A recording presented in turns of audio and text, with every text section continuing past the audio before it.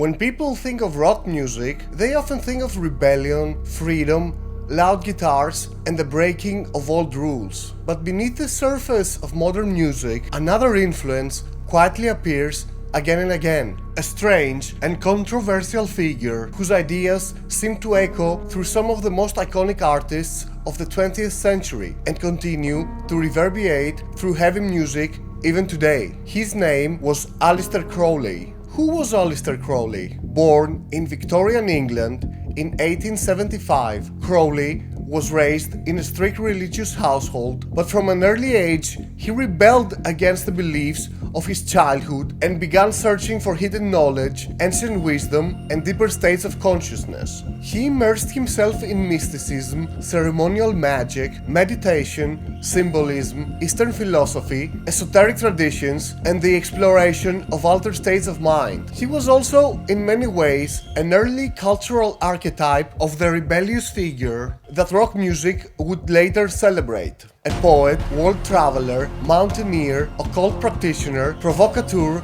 and outspoken critic of social norms, he cultivated an image of controversy, freedom, excess, and spiritual rebellion, traits that would later become deeply woven into rock mythology. He openly embraced ideas considered scandalous in his era, including ritual practice, altered states of consciousness, sexual experimentation, criticism of organized religion, and radical personal freedom. In early 20th century Britain, that was enough to make him notorious, earning him the press label the wickedest man in the world. To some, Crowley was an unconventional spiritual thinker who challenged conventional religion and explored the boundaries of consciousness. To others, he was a dangerous provocateur, surrounded by scandal, controversy, and dark legend.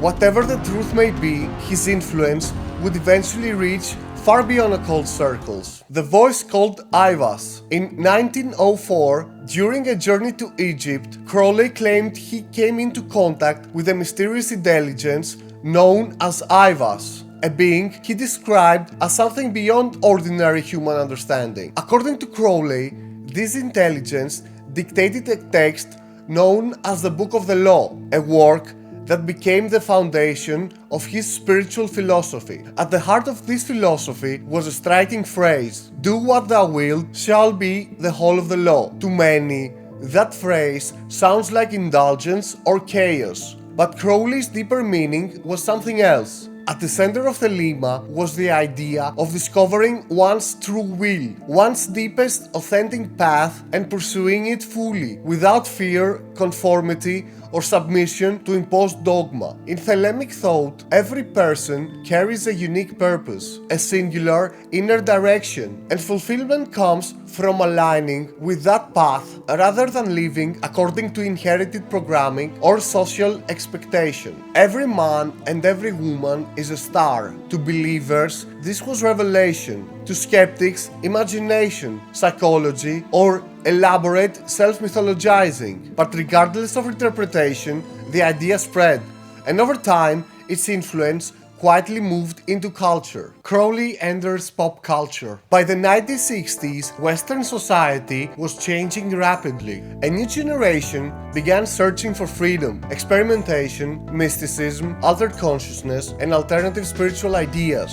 In that cultural shift, Crowley's image unexpectedly reappeared. His face was placed on the cover of Sgt. Pepper's Lonely Hearts Club Band by the Beatles, included among figures seen as influential in shaping modern imagination.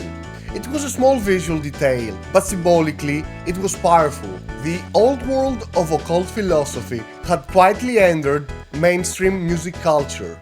Led Zeppelin and the occult connection. No major rock figure embodied Crowley's influence more openly than Jimmy Page of Led Zeppelin. Page collected Crowley's manuscripts, owned Boleskine House, Crowley's former estate near Loch Ness, and immersed himself deeply in occult symbolism. At the same time, Led Zeppelin's artistic world became filled with mystical imagery, esoteric references, hidden symbolism, and music often felt ritualistic, cosmic, and otherworldly.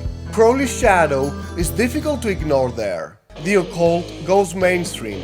For millions, their first encounter with Crowley came through Mr. Crowley by Ozzy Osbourne, a famous song that helped cement Crowley's image in rock culture. His influence can also be felt in work of Iron Maiden, Marilyn Manson, and others who explored themes of mysticism, rebellion, forbidden knowledge, transformation, and personal liberation. And Crowley's ideas did not stop with classic rock. They reached into extreme metal.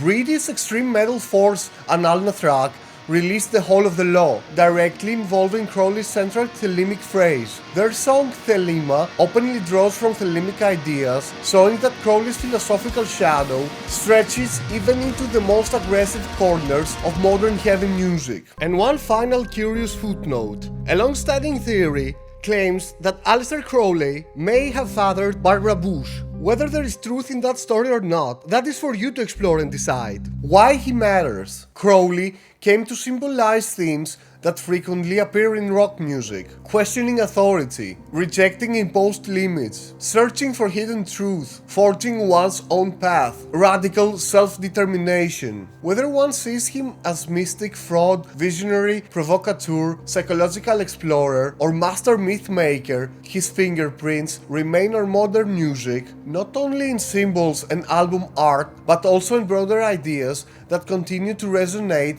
through rock and metal culture. Conclusion. Was Aleister Crowley simply a controversial occult philosopher whose dramatic life made him an enduring symbol of rebellion and mystery? Or did his ideas help shape the symbolic and spiritual language of modern music in ways most listeners never fully realize? That question remains open, but one thing is clear: his shadow stretches far beyond old books and forgotten rituals, reaching into album covers, lyrics, imagery, and the rebellious spirit often found at the heart of rock itself. And once you start noticing those connections, the pattern becomes an interesting lens through which to view rock history.